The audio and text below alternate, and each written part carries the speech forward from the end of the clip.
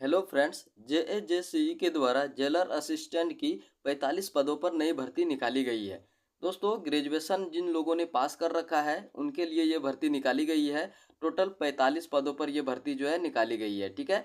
और ये इसका फॉर्म फिलअप का डेट जो है वो 7 नवंबर 2025 से लेकर के 8 दिसंबर 2025 तक रखा गया है। मध्य रात्रि तक, मतलब आप 12 बजे रात तक आप आवेदन कर सकते हैं 8 दिसंबर 2025 तक, ठीक है। इस वीडियो में मैं आपको इसी नोटिफिकेशन के बारे में बताने वाला हूं कि ये फॉर्म कौन कौन भर सकता है, सिलेबस क्या होगी, सैलरी क्या रहने वाला है, साथ ही योग्यता क्या होनी चाहिए आपको, इसके बाद एग्जाम पैटर्न क्या होगा, और जो भी जानकारी इस नोटिफिकेशन में दिया गया है साथ में सब आपको बताने वाला हूँ। क्या हाइट होनी चाहिए, क्या चेस्ट होनी चाहिए, मेल फीमेल दोनों के लिए ये वैकेंसी निकाली गई है। तो आपको मैं इस वीडियो में संपूर्ण जानकारी देने वाला हूं।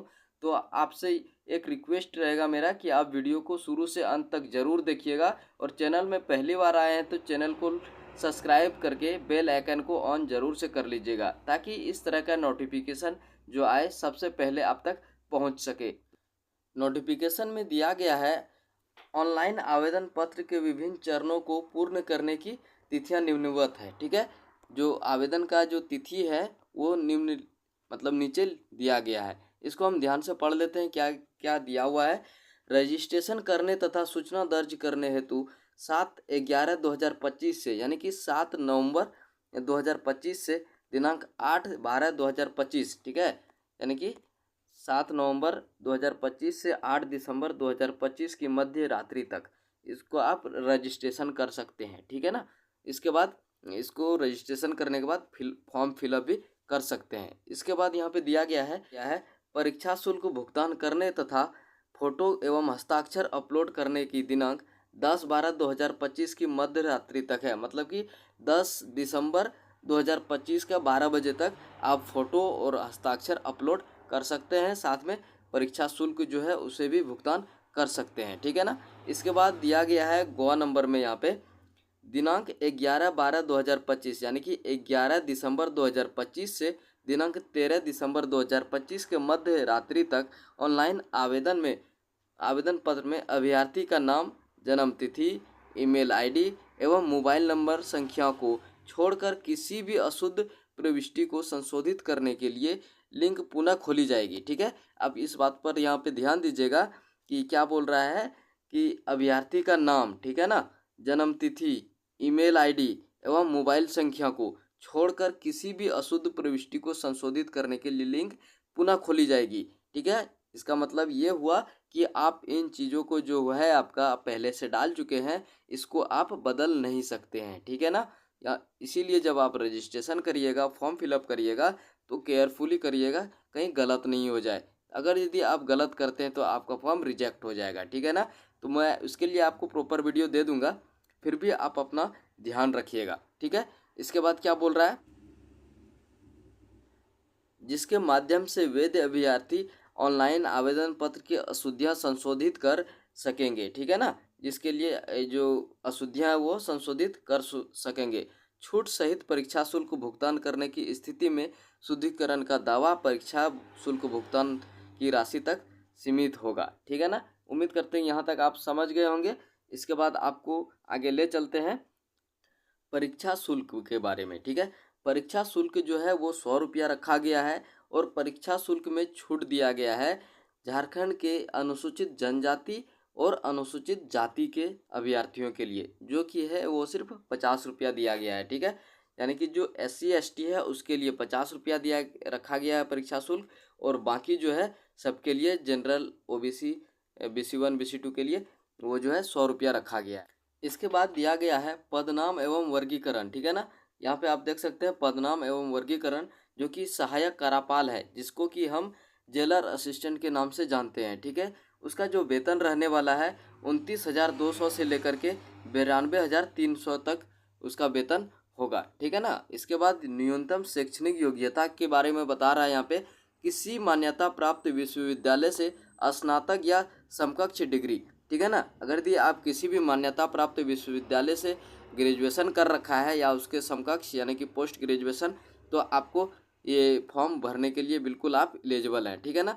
इसके बाद यहाँ पे कुछ दिशा निर्देश दिया गया है जिसके बारे में मैं आपको बता देता हूँ। ठीक है, न्यूनतम शैक्षणिक योग्यता। अभ्यर्थियों से उपरोक्त पद के विरुद्ध आवेदन प्राप्त करने की अंतिम तिथि तक उक्त तालिका के स्तंभ 4 में अंकित न्यूनतम शैक्षणिक योग्यता धारित करना अनिवार्य होगा। मतलब कि आप जब भी फॉर्म भरिएगा, जब तक फॉर्म भरने का जो डेट दिया गया है 8 दिसंबर 2025 तक, यहाँ तक आप ये ग्रेजुएशन का डिग्री आपके पास होना चाहिए। ठीक है, तभी आप इस फॉर्म को भरने के लिए एलिजिबल होंगे। ठीक है, उम्मीद करते हैं यहाँ तक आपको बात समझ में आई होगी। चलिए आगे देखते हैं कि नोटिफिकेशन में क्या दिया गया है। आगे नोटिफिकेशन में शारीरिक माप के बारे में दिया गया है, जो कि आरक्षण कोटि से है उनके लिए शारीरिक माप देख लेते हैं यहाँ पे। इसके बाद यहाँ पे ऊंचाई दिया गया है और यहाँ पे सीना जो कि फुला करके आपको इतना पूरा करना होगा। ठीक है ना, तो यहाँ पे देख लेते हैं क्या क्या दिया गया है। अनारक्षित यानी कि जनरल, अत्यंत पिछड़ा वर्ग, अनुसूचित जाति, अनुसूचित 2 एवं अनुसूचित वर्ग। ठीक है ना, न्यूनतम जो है उसकी ऊंचाई जो रखा गया है वो 160 सेंटीमीटर रखा गया है। इसके बाद उसका सीना जो है वो फुलाने के बाद फुला करके 81 यानी कि 81 होना चाहिए। ठीक है ना, उसका सीना 81 होना चाहिए। इसके बाद अनुसूचित जनजाति और अनुसूचित जाति, ठीक है, उसके लिए जो न्यूनतम हाइट रखा गया है वो 155 है। न्यूनतम 155 होना चाहिए, ज़्यादा कितना भी हो सके।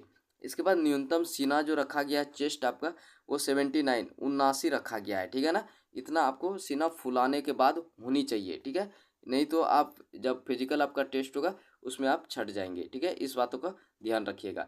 इसके बाद यहाँ पे आगे देख लेते हैं क्या दिया गया है। महिला के लिए जो है न्यूनतम हाइट है वो रखा गया है 148 सेंटीमीटर। ठीक है, 148 सेंटीमीटर न्यूनतम हाइट होनी चाहिए। और चेस्ट जो है इस पर लागू नहीं किया जाएगा। ठीक है ना, यहाँ पे चेस्ट देख सकते हैं लागू नहीं होगा, लेडीज़ के लिए चेस्ट लागू नहीं होगा। आगे कुछ दिशा निर्देश दिया है 7 नंबर में, यहाँ पे आप देख सकते हैं। इसको हम बता देते हैं आपको क्या दिया गया है। दिया गया है अभ्यर्थियों के शारीरिक बनावट में मुड़ा घुटना, धनु पैर, समतल पैर, स्फीत सिरा, उंगलियों की उचित ढंग से नहीं घूमना से जांच की जाएगी।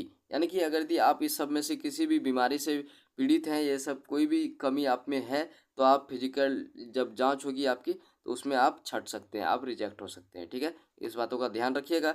इसके बाद जो है आयु सीमा जो रखा गया है, इसके बाद आयु सीमा के बाद बात कर लेते हैं। विज्ञापित पदों के संदर्भ में उम्र की गणना दिनांक 1/8/2025 के आधार पर की जाएगी। मतलब कि 1 अगस्त 2025 तक आपकी जो आयु सीमा है, जितना रखा गया है उतना आपका पूर्णा चाहिए। ठीक है ना, उतना हो जाना चाहिए आपका। तो क्या लिखा गया, न्यूनतम उम्र सीमा जो है 21 वर्ष दिया गया है। ठीक है, कम से कम आप 21 वर्ष का नौजवान होना चाहिए। ठीक है ना, अगर आप इतने का नहीं है तो आप एलिजिबल नहीं होंगे। इसके बाद क्या कहता है, अधिकतम उम्र सीमा जो है ना, वो अधिकतम उम्र सीमा आरक्षित यानी कि जनरल के लिए 35 वर्ष रखा गया है। और अत्यंत पिछड़ा वर्ग अनुसूची 1 एवं पिछड़ा वर्ग अनुसूची 2 पुरुषों के लिए जो है वो 37 वर्ष रखा गया है। ठीक है ना, इसके बाद महिला जो भी है, जो भी महिला कैंडिडेट है उसके लिए जो उम्र सीमा है वो यहाँ पे नीचे दिया गया है 38 वर्ष। ठीक है ना, यहाँ पे आप देख सकते हैं 38 वर्ष रखा गया है। और अनुसूचित जनजाति और अनुसूचित जाति पुरुष एवं महिला दोनों के लिए जो है उम्र सीमा जो रखा गया है वो 40 वर्ष होने वाला है। ठीक है, उम्मीद करते हैं कि यहाँ तक आपको सारी बातें समझ में आई होगी। और अभी तक अगर वीडियो को आप लाइक नहीं किए तो वीडियो को लाइक कर दीजिए। चैनल में पहली बार आए तो चैनल को सब्सक्राइब कर लीजिए इस तरह के नोटिफिकेशन को पाने के लिए। चलिए नोटिफिकेशन में देखते हैं कि आगे क्या बताया गया है। ठीक है, आगे नोटिफिकेशन में बताया गया है ऑनलाइन आवेदन भरने के लिए महत्वपूर्ण दिशा निर्देश दिए गए हैं। ठीक है ना, इसको एक बार देख लेते हैं क्या बताया जा रहा है। आवेदन पत्र को भरने के पूर्व अभ्यर्थी विज्ञापन एवं विवरणिका को डाउनलोड कर लें। ठीक है ना, ये नोटिफिकेशन के बारे में बता रहा है कि आप डाउनलोड कर लें। ये नोटिफिकेशन आपको मैं डिस्क्रिप्शन बॉक्स में दे दूंगा, आप वहाँ से जाके डाउनलोड कर लेना। ठीक है, तथा विवरणिका की शर्तें के अनुसार आवेदन पत्र में सूचना अंकित करें। ठीक है ना, इसको पढ़ लें। इसके बाद आप वहाँ पे जो फॉर्म भरिएगा आपको विकल्प दिया जाएगा, उस विकल्प को चयन करना है। ठीक है ना, इसके बाद क्या बताया जा रहा है, विवरणिका को ध्यानपूर्वक पढ़कर आवेदन भरने के पूर्व अभ्यर्थी यह सुनिश्चित कर लें कि जो प्रमाण पत्र आवेदन हेतु आवश्यक है वह उसके पास उपलब्ध हो। ठीक है ना, ये जो भी प्रमाण पत्र मांगे जाएंगे उसके लिए उपलब्ध होना चाहिए। जैसे कि आप झारखंड के हैं तो झारखंड का स्थानीय निवासी प्रमाण पत्र होना चाहिए। SC ST कैटेगरी से आते हैं तो आपके पास जाति प्रमाण पत्र होना चाहिए, इनकम होना चाहिए। ये सारे डॉक्यूमेंट्स जो है आपको कुछ डॉक्यूमेंट्स लगने वाले हैं यहाँ पे, तो आप इन सारे डॉक्यूमेंट्स को ज़रूर से जुगाड़ कर लीजिएगा। डेट अभी बहुत ज़्यादा दिया हुआ है तो इतना दिन में आपका ये बन जाएगा। और भी कोई डाउट हो तो कमेंट बॉक्स में ज़रूर पूछिएगा। चलिए वीडियो को यहाँ पे अंत करते हैं। वीडियो अच्छा लगा तो वीडियो को लाइक करिए, चैनल को सब्सक्राइब करिए। जय हिंद, वंदे मातरम।